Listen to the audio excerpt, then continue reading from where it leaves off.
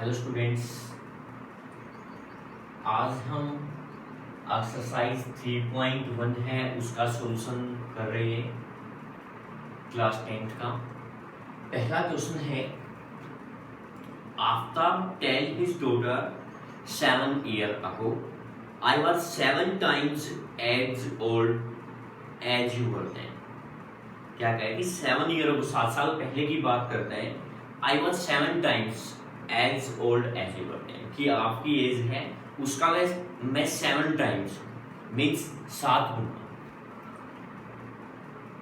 Also 3 years from now, अब 3 साल बाद की बात करता है। आई shall be 3 times as old as you will be। 3 साल के बाद जो आफ्ताब है उसकी एज है उसकी डॉटर की 3 times हो जाती है। Represent this situation algebraically and graphically. एक बार आफ्ताब और आफ्ताब डॉटर्स है उसकी जो एज है अज्यूम करके चलेंगे, let the present as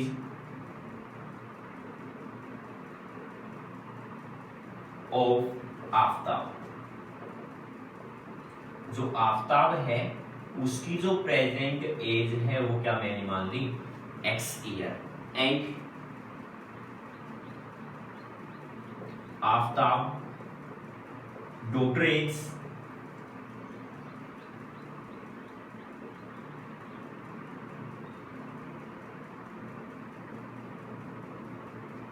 Aftab की जो डॉटर की एज है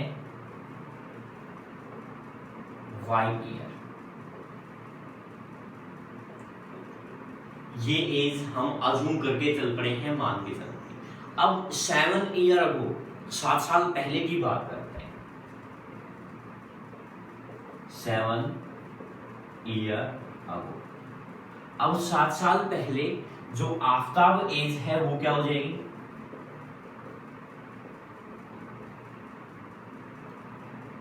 आफ्ताब एज क्या हो जाएगी x प्लस 7 साल पहले की बात करते हैं x minus 7 year.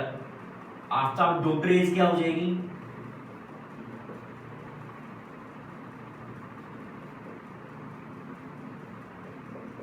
y minus 7। भाई 7 साल अब जो एज है प्रेजेंट एज है वो x की है। 7 साल पहले कितनी हो जाएगी x माइनस 7। आफ्ताब की जो डॉटर की एज है वो y ईयर थी, 7 साल पहले कितनी हो जाएगी y माइनस 7। अब अकॉर्डिंग टू क्वेश्चन क्या है, क्वेश्चन के अकॉर्डिंग क्या आ जाएगा कि 7 साल पहले इसके लिए एज है x माइनस 7 और इसके लिए एज है y माइनस 7। अब ये कह रहा है कि जो आफ्ताब की एज है 7 ईयर को 7 साल पहले वो 7 टाइम्स है, मींस 7 गुना है। इसका मतलब है कि हम अगर इसको 7 से मल्टीप्लाई कर देंगे तो दोनों की एज क्या हो जाएगी इक्वल। अगर उसकी डॉटर की एज को हमने 7 से मल्टीप्लाई कर दिया तो दोनों की एज क्या हो जाएगी इक्वल। मींस कहने का मतलब ये है कि जैसे 49 एज है आफ्ताब की और 7 है उसकी डॉटर की, मींस इसकी जो एज है आफ्ताब की जो एज है वो 7 टाइम्स है इसकी एज की। बताओ है या नहीं है। मींस अगर इसको मैं 7 से मल्टीप्लाई कर दूंगा तो दोनों की एज क्या हो जाएगी इक्वल। बिल्कुल यही किया है मैंने इस तरह से। उसके बाद है फिर 3 years from now, 3 years from now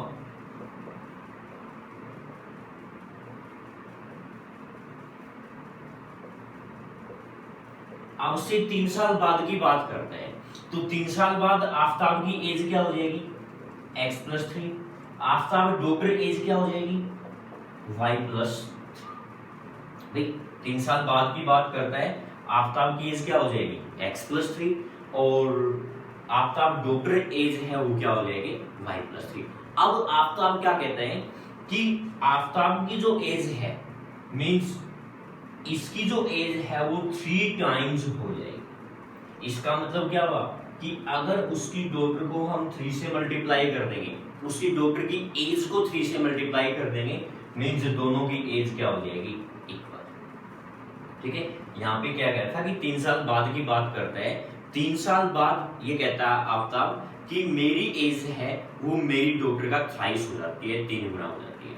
means अगर उसकी डॉटर की एज को हमने 3 से मल्टीप्लाई कर दिया तो दोनों की एज क्या हो जाएगी, इक्वल हो जाएगी। यानी कि x प्लस 3 सिंप्लीफाई कर लेते हैं एक बार, 3y और प्लस कितना हो जाएगा 9।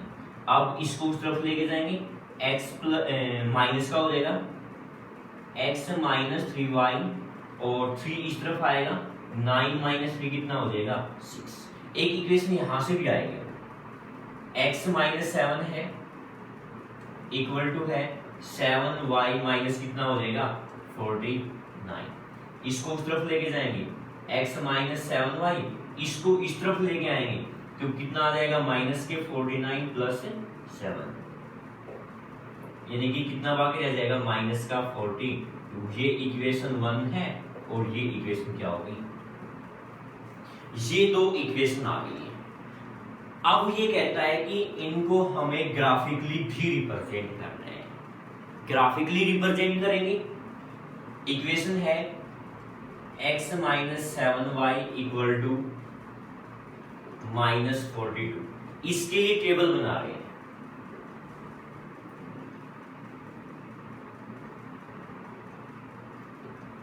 x y, अब एक बार x की वैल्यू हम मान लें 0 पुट करते हैं।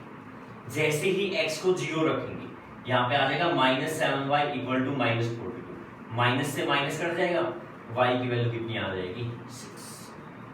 ठीक है, उसके बाद फिर है कि जैसे ही मैंने y को 0 पुट कर दिया तो देखो x की वैल्यू माइनस 42 आ गई। ठीक है, माइनस 42 भी ले चल सकते हैं, बट ये ज्यादा लेंथी हो जाएगी, उसको ग्राफिकली रिप्रेजेंट करना थोड़ा सा मुश्किल हो जाएगा।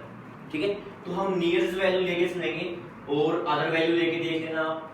मान लिया x की वैल्यू जैसे यहाँ पे आप लेके चल रहे हो, x रखो या y रखो वो आपकी मर्जी है। ठीक है, पुट करेंगे, क्या पुट करें, यहाँ पे मैंने पुट कर दिया, मान लिया 7 पुट कर दिया। जैसे ही 7 पुट करता हूं तो x की वैल्यू 7 हो गई, ये इस तरफ आएगी नेगेटिव हो जाएगी, यानी कि माइनस का कितना हो जाएगा 49। माइनस का 49 हो गया ना। अब minus 7y equal to minus 49 means y की वैल्यू भी कितनी हो जाएगी 7। जो y है वो भी हमारे पास क्या आ जाएगा 7 ही आ जाएगा। आप सिंप्लीफाई करके देख लेना, इजिली यहाँ पे रख के देखेंगे। x की वैल्यू हमने क्या रख दी 7, minus 7y equal to 40, minus का 42 है, यहाँ से आ जाएगा माइनस 7y इक्वल टू ये उस तरफ जाकर नेगेटिव माइनस का 49, तो y की वैल्यू कितनी हो जाएगी माइनस 49 बाई माइनस 7, यानी कि कितनी आ जाएगी 7। उसी तरह से हम सेकंड इक्वेशन को सिंप्लीफाई करते हैं, x minus 3y equal to 6। इसके लिए टेबल x y, अब x के लिए वैल्यू पुट की मैंने 0, तो यहां से y कितना हो जाएगा -2, क्योंकि जैसे ही 0 माइनस 3y इक्वल टू 6 तो y इक्वल टू 6 बाई -3, यानी कि क्या आ जाएगा -2। अगर मैंने y को 0 पुट कर लिया है तो x की वैल्यू क्या हो जाएगी 6। ये केवल हो गई है दोनों की। अब इनको हमें ग्राफिकली रिप्रेजेंट करना है। ग्राफिकली रिप्रेजेंट करेंगे, ये x एक्सिस है और ये क्या हो जाएगी y एक्सिस। ठीक है, अब 1 2 3 4 5 6 7 1 2 3 4 5 इस तरह से 6 7, y की वैल्यू 7 तक चाहिए कि हमें। नेगेटिव में भी है -1 -2 -3। इसको थोड़ा सा रब करते हैं एक बार, इजीली समझ नहीं आएगा फिर। इसको इस टेबल को मैंने यहाँ पे रख दिया, x minus 3y equal to 6 है। इसके लिए टेबल है, यानी कि x और y की वैल्यूज हैं 0 x 0 y -2 x 6 है और y 0 यहाँ पे रख दिया मैंने इसकी वैल्यू। ठीक है, अब इसको रब कर रहा हूँ।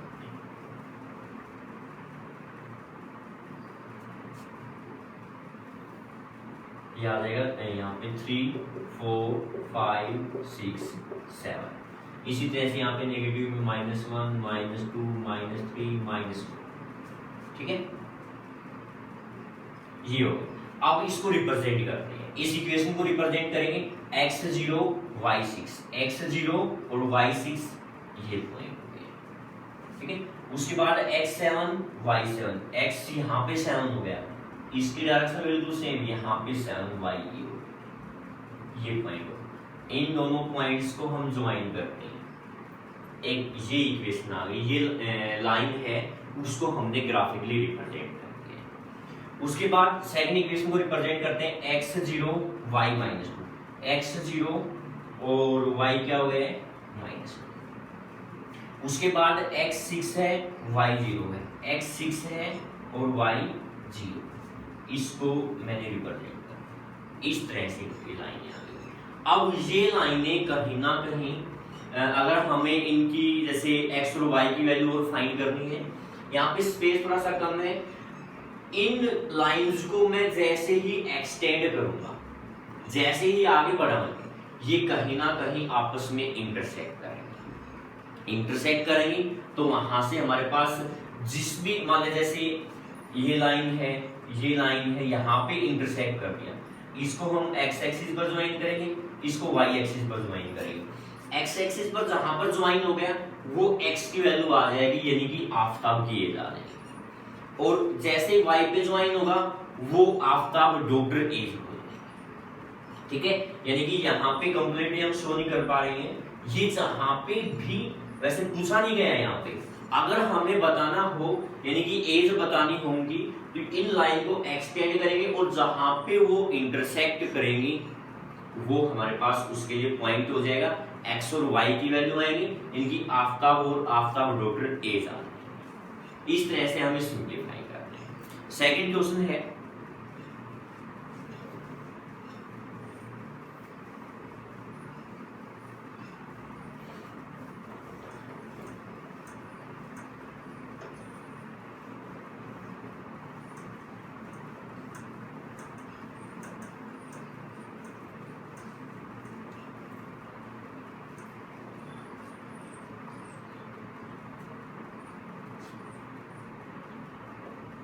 सेकंड क्वेश्चन है the coach of a cricket team by 3 bats and 6 ball for 3900 rupees.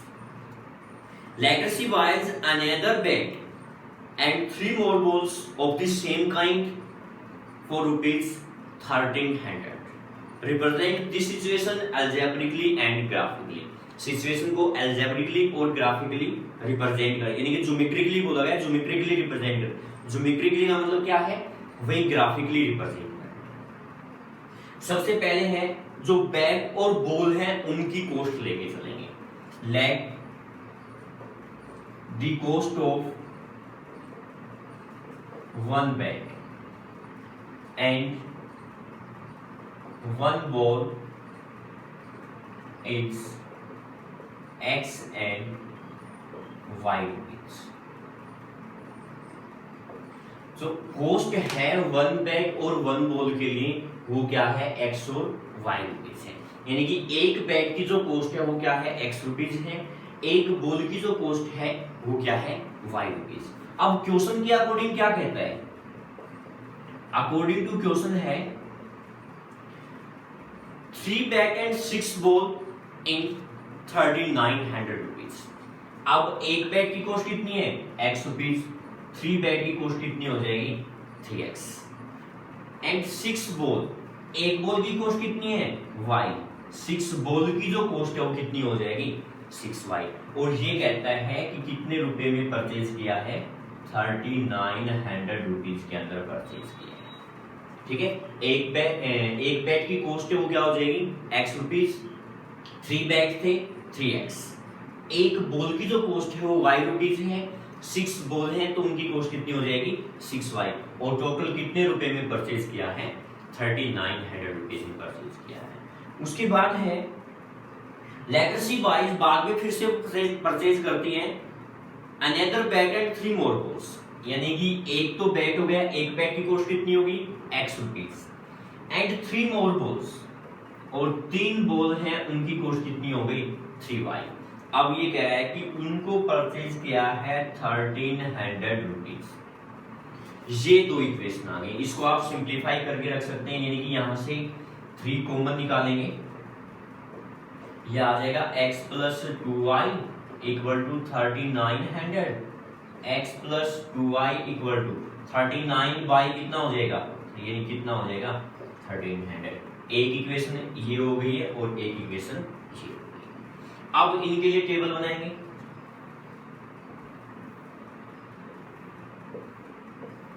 x y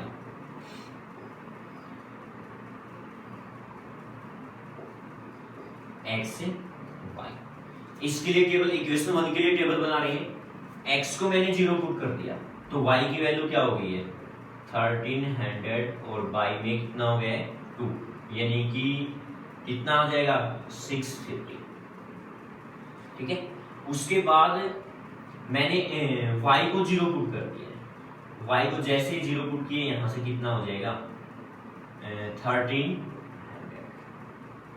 मैंने यहाँ पे y को 0 पुट कर दिया, जैसे ही y को 0 पुट करता हूँ x इक्वल टू कितना हो जाएगा 1300। यहाँ पे मैंने x को 0 पुट किया था 2y इक्वल टू कितना हो जाएगा 1300, y की वैल्यू कितनी आ जाएगी 1300 बाई 2 यानी कि 650। अब इसको सिंप्लीफाई करते हैं, x 0 रख दिया, y कितना हो जाएगा 1300 बाई 3, y को मैंने 0 पुट कर दिया, क्या आ जाएगा x 1300। यहाँ पे आप जैसे जैसे x की वैल्यू रखते आप ये कहेंगे कि हम यहाँ पे फ्रैक्शन में लेके चलते हैं। अब फ्रैक्शन में लेके चले, बाकी अगर मेरे हिसाब से बहुत मुश्किल है वैल्यू कि विदाउट फ्रैक्शन आ जाए। अगर आ रहा है तो आप ट्राई करके देखेंगे, बट मेरे हिसाब से लग रहा है कि ये फ्रैक्शन में ही रहेगा। ठीक है, मैंने आपको इंट्रोडक्शन में ये बताया था कि फ्रैक्शन से हमें अवॉइड करना है, बचना है मीन, बट यहाँ पे फ्रैक्शन के अंदर आ रहा है तो हमें फ्रैक्शन के अंदर भी रिप्रेजेंट करना होगा। थोड़ा सा मुश्किल होता है फ्रैक्शन के अंदर रिप्रेजेंट करना। ग्राफ रिप्रेजेंट करते हैं,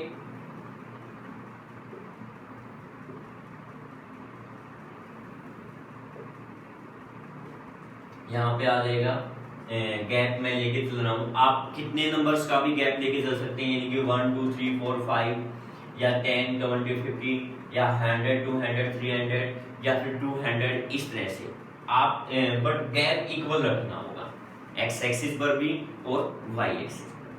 मैंने यहाँ पर रख लिया है 400 का रख लिया, 400 800 1200 1600, 400 800 और 1200 और 1600। इसी तरह से आप नेगेटिव में रख लेना, बट है नहीं नेगेटिव में आप रिप्रेजेंट कर सकते हैं। ठीक है, आपकी इच्छा से।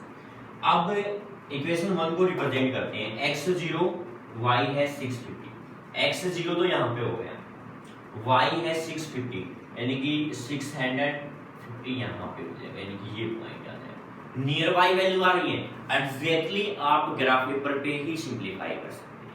मैंने यहाँ पे नियर बाई लिया क्योंकि 4 और 8 है तो बीच में क्या आ जाएगा, मिडिल में 600, उससे थोड़ा सा वो ले लिया, क्या हो गया 650। उसके बाद फिर है 1300 और 0, x 1300 है, 1200 1300 यहाँ पे हो गया, और y क्या है, इसका मतलब यही पॉइंट होगा, इन दोनों को आप ज्वाइन करें, ये आ गया है x plus 2y equal to 1300 graph.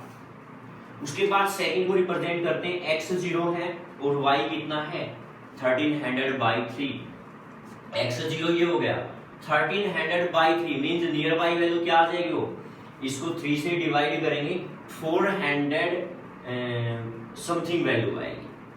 ठीक है, 400 समथिंग वैल्यू नियर बाई यहाँ पे पॉइंट मान लिया मैंने। आप इसको कंप्लीटली सिंप्लीफाई करके देख लेना वो कितना आ रहा है, मैंने 400 समथिंग था यहाँ पे पॉइंट ले लिया। ठीक है, नेक्स्ट है x 1300 और y क्या है 0, x 1300 है और y 0, यही पॉइंट हो जाएगा, यानी कि ये हो गया है x plus 3y equal to 1300। इस तरह से हम ग्राफिकली रिप्रेजेंट करेंगे। नेक्स्ट है third question,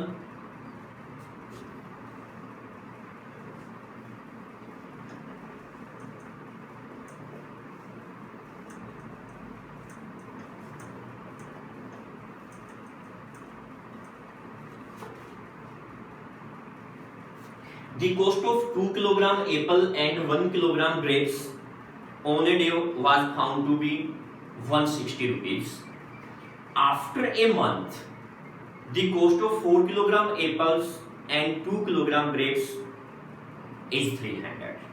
Represent this situation algebraically and geometrically.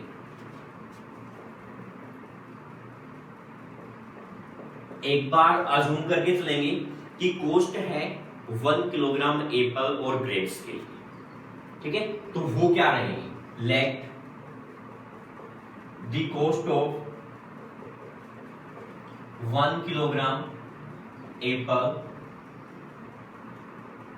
Is x rupees and cost of 1 kilogram grapes is y rupees। कि 1 किलोग्राम एप्पल के लिए जो कॉस्ट है वो x रुपीज है और 1 किलोग्राम ग्रेप्स के लिए जो कॉस्ट है वो क्या है, y रुपीज है। अब क्वेश्चन के अकॉर्डिंग क्या है, अकॉर्डिंग टू क्वेश्चन क्या आ जाएगा, 2 किलोग्राम एप्पल है और 1 kilogram ग्रेप्स है। 1 किलोग्राम एप्पल के लिए कॉस्ट क्या है x, तो 2 किलोग्राम के लिए कितना हो जाएगा 2x। ग्रेप्स कितने हैं 1 किलोग्राम और उनकी कॉस्ट कितनी है y, और ये कह रहा है कि टोटल कितने रुपए में परचेज कर रहे हैं 160 रुपीज के। फिर ये कह रहे हैं 4 kilogram Apple and 2 kilogram grapes. 4 kilogram Apple के लिए क्या हो जाएगा 4x, 2 किलोग्राम ग्रेप्स के लिए कॉस्ट कितनी हो जाएगी 2y, और जो टोटल कॉस्ट है वो है 300 रुपीज। ये इक्वेशन आ गई है।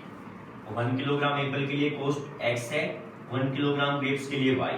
ये कह रहा है कि 2 किलोग्राम एप्पल है और 1 किलोग्राम ग्रेप्स। 2 किलोग्राम एप्पल के लिए कॉस्ट कितनी हो जाएगी 2x, 1 किलोग्राम ग्रेप्स के लिए कितनी है y, और टोटल कॉस्ट कितनी बता रहा है 160 रुपीज।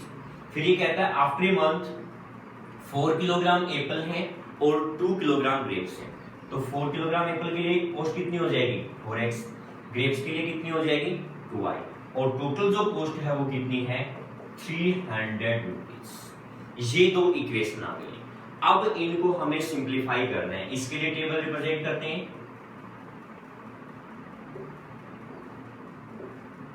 x y, यहाँ पे मैंने x को 0 पुट कर दिया, जैसे ही x को 0 पुट करूंगा y यहाँ से कितना हो जाएगा 160। y को मैंने 0 पुट कर दिया तो यहां से x कितना हो जाएगा 80। ये टेबल हो जाएगी इसी इक्वेशन के लिए। इसके लिए टेबल